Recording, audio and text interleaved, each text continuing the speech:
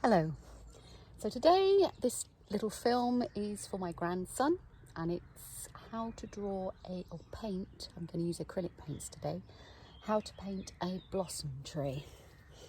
So I've got a lovely piece of blossom.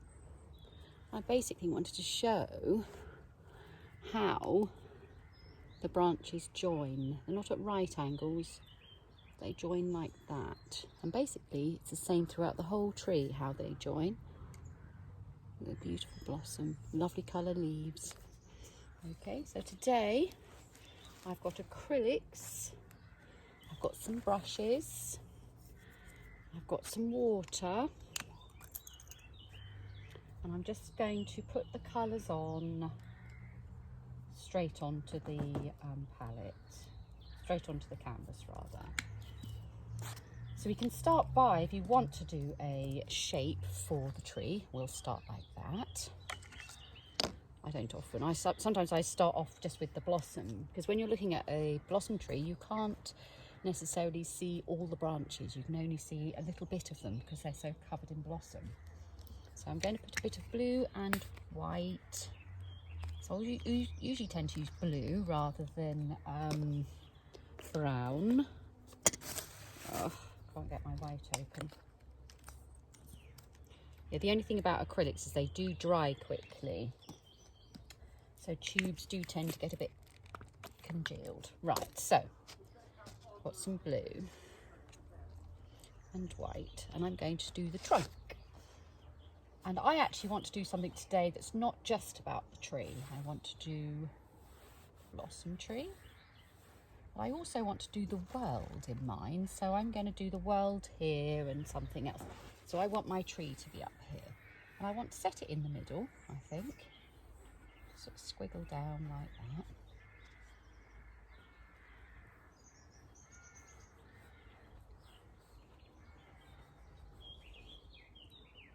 Keep getting more water, so you want the brush to be able to flow quite well all over. And then we're going to see, you just pick a branch, you go up like that, and then take another one that comes off and flows up like that.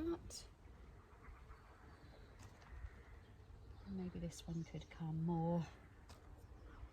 And I always start off by studying the tree and then make up my own version of it.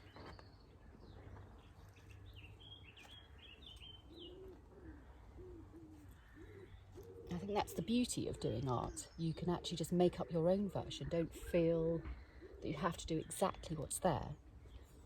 That's wonderful. Right, so I'm just going to do a few branches.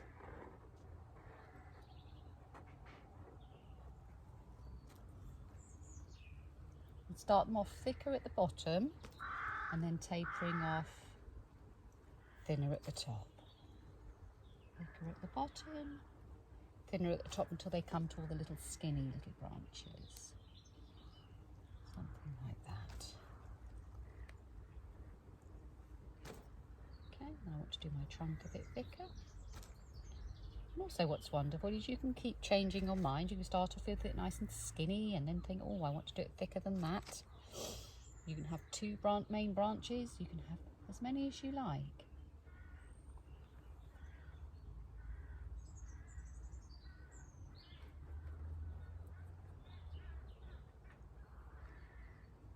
Every time if you get lost on what you're doing, you just have a look at the tree again and think, oh, which branch do I want to include? How many do I want to include in this tree?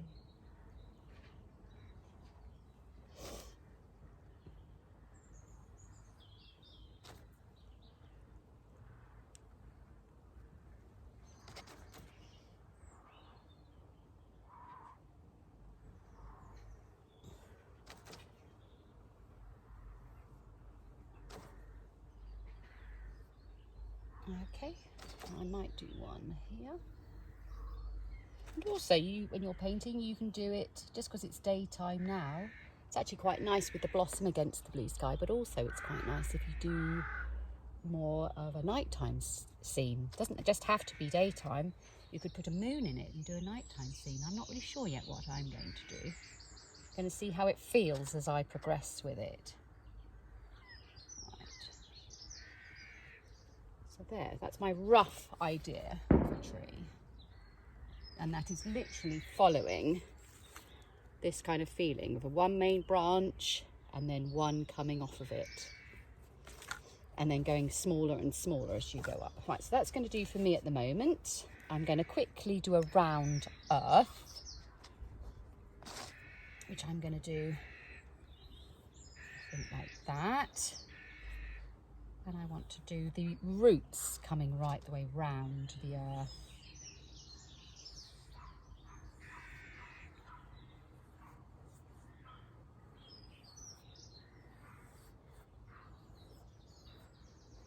Okay, so also when you're, so I never use a pencil. I always sketch with a brush and watery paint. So don't worry about it too much, because you can always correct your lines. It's not about getting a perfect line first.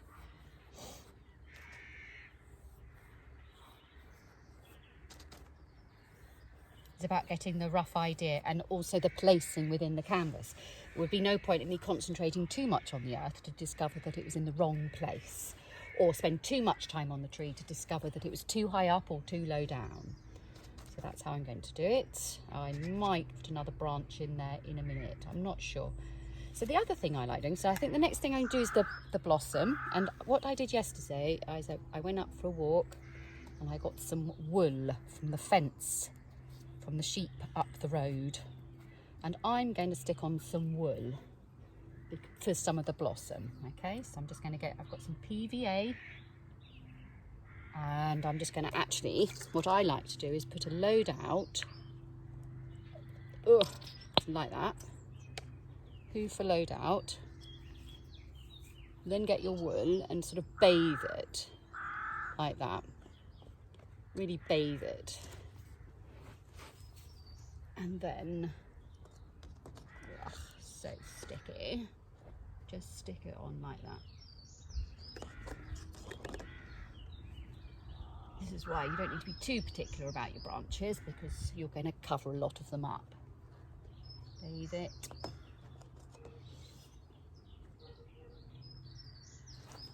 And it's up to you how wet you want to make the wool. You can do it quite dry, but all the glue will dry clear, so you don't need to worry about that.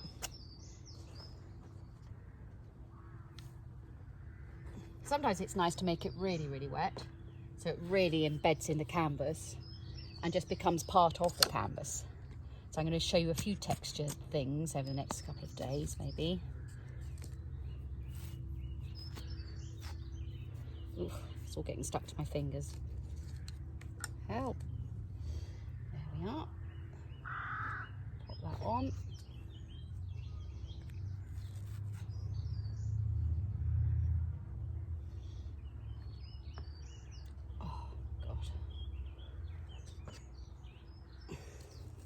Yes, I went to get this wool yesterday. Most of it was black. A bit of a job trying to get some white wool. There we are. But you can use anything for texture. You can use material as well. You don't have to think you have to do it with wool. You can use things like sequins, tissue paper as well. You don't have to feel that it has to be wool. I just like the effect of wool when you paint it. And I just started doing it with wool because I was always going for walks around here. I'm in God's Hill at the moment. I'm up by God's Hill Church. And there's so many walks around here with all this wool in the hedges that I thought it'd be nice to use it for something. There we are. Okay, I want more. I'm running out of white wool. It's got all leaves in. I suppose that doesn't matter. I'm just going to put some leafy stuff. Right, and I'm going to put some, I don't want to just put it on the end of the branches. So when we look at the blossom tree, you see blossom all the way through the whole tree. So more glue. So you might want to wash your hands in between this, because it really does get all stuck to your fingers. It's horrendous. A bit more.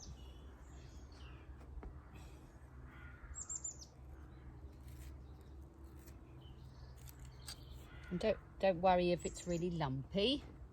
It's actually quite nice. The more unusual and less perfect it is, the better. Okay, so that's I think that's going to be mine for now. I might add some more later on. Okay, something like that. And now I'm going to do the blossom colour. Oh, it's all stuck to my fingers. Right, so the blossom colour is, again, you can do any colour blossom, really. Pink I've got here, white, but you can basically do any colour you fancy, to be honest. It'd be interesting to see different people's ideas, what they come out with. Right, so I've got white. And off I go. Let's get that off, get my glue off. So I've got some water. You need plenty of water with, I'm using acrylics, but you can use poster paint. I've actually got blossom leaves everywhere. Right. And I've actually got a fluorescent pink because I fancied it looking really bright. And again, when you look up at the blossom tree, you can't really see each individual flower. And what we're going to do is just really pat the colour into the wool. Sometimes with a bit more pink on it, sometimes with a bit more white. You don't necessarily want it to all to be one big pool of one colour.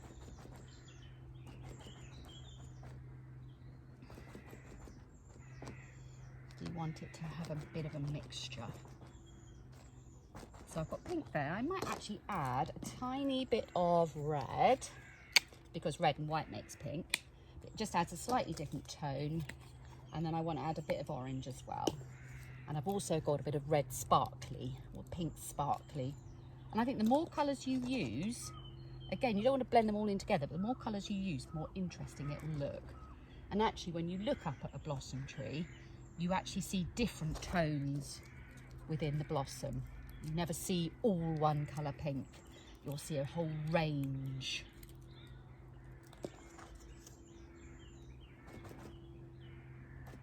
So just keep dipping, sometimes going into white, sometimes going into pink, sometimes going into the more of the red. And I find that you need quite a lot of white. I always get quite a few tubes of white.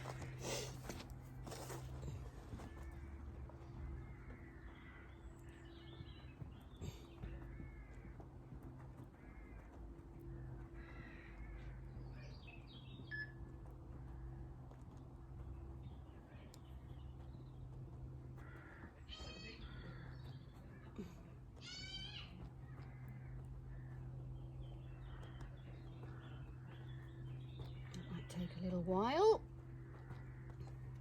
I decided to do a massive canvas. I don't know why I want to do such a big one. I just fancied it.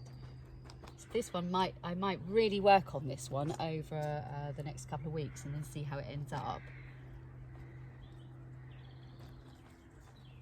So start off very simple for the little youngsters that want to have a go, and then evolve it into something totally incredible. Why not?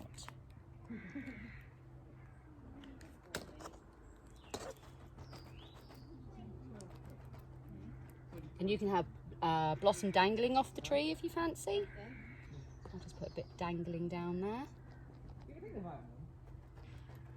See, I love the blue trunk. You don't have to do a blue trunk. You can do brown if you like, but I always like to have a bit of blue in it.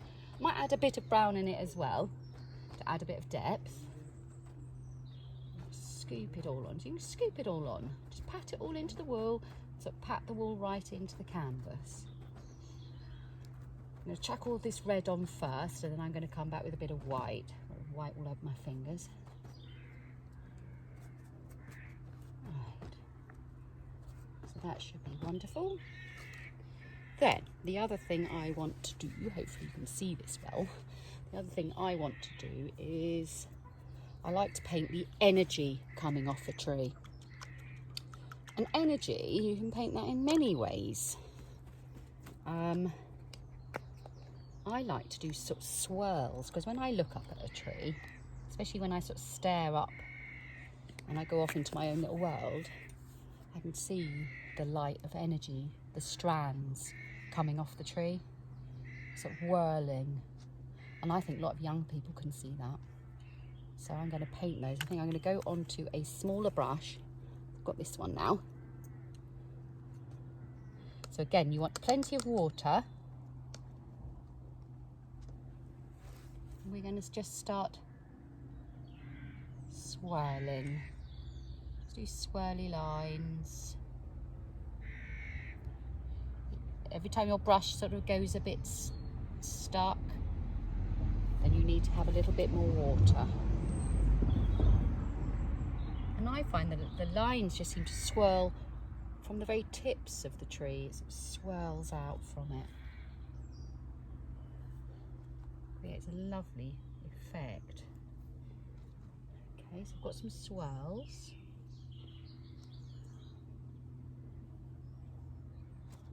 And I also want to start adding some background colour. So I've got gold. I painted it gold to start off with, which is really nice. But I don't want the entire canvas to be gold. So we can add other colour. Maybe we can add other colours within our swirls. Another way to paint energy, let me just put a tiny bit of brown in here if I've got one. Maybe not, I don't always bring brown. Another way to paint energy is by dots. And I love doing that as well. So again, we clean our brush and I'm just going to do white dots. And I'm going to do white dots to show you, but then I might, yeah, well, you'll see. You'll see how the picture progresses and you're literally just going to go into the water, into the white and do dots. And dotting really gives a feeling of energy sort of coming off your tree, which is really lovely. So I'm going to carry on doing that. Then another colour I love to use, I know it's not necessarily strictly there, but it is. It's kind of in the wood. If you look at wood and wood in shadows, I often see lilacs and blues. So I actually want to put a bit of lilac in this tree trunk and take it up. So when you've got your tree trunk, you want to have where the light catches it. So down one side of the tree trunk, you want to put a bit of a lighter colour. It could be white. But I think it's quite nice to do it lighter than what the colour you've used. So it could be light brown or light blue. I'm choosing a lilac. So it's like the light is falling on the tree. You can add a bit of white if you like. Oops. Oh, it's starting to look really nice.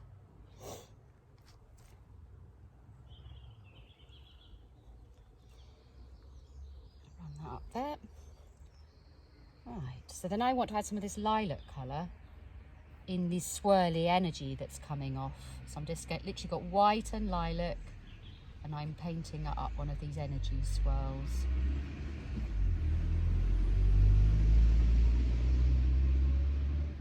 Right, then I'm going to carry on doing more of that in a minute, but I just want to now show you. So I did bring some inks. And inks are quite lovely with the colours. I want to actually paint these on. So I've got a bit of blue ink. Actually, I've got some green if you wanted to. So one good thing, so this is just water-based ink, where you can blow it.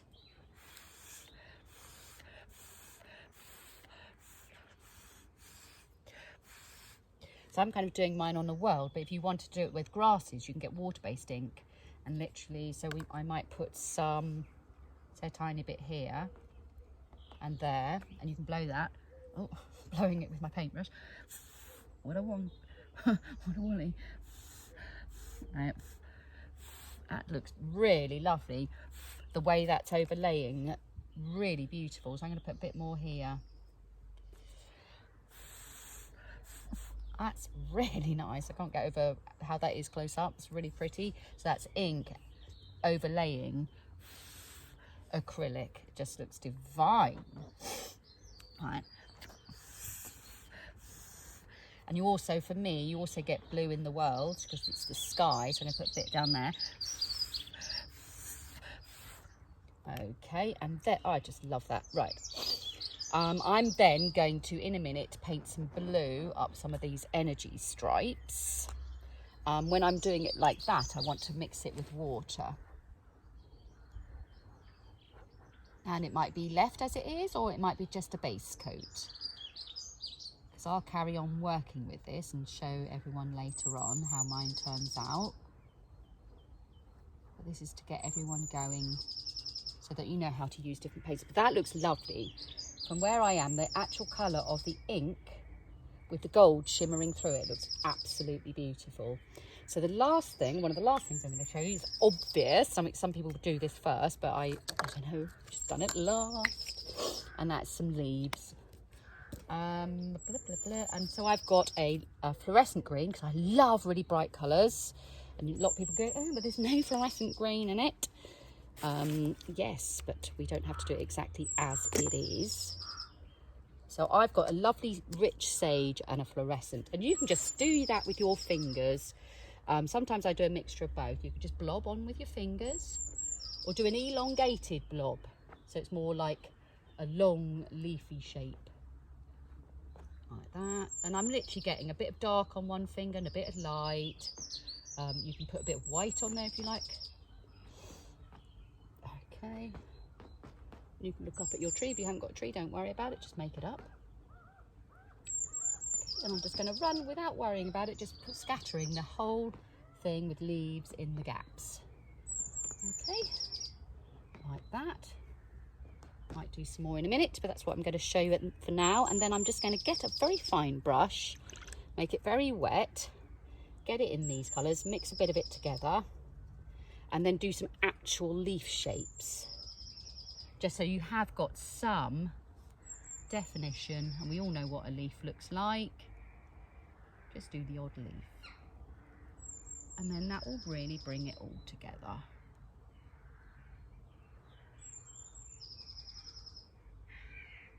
Okay, so hopefully I will show everyone how mine turns out, and I look forward to seeing everyone else's soon. Bye, bye Zion, love you.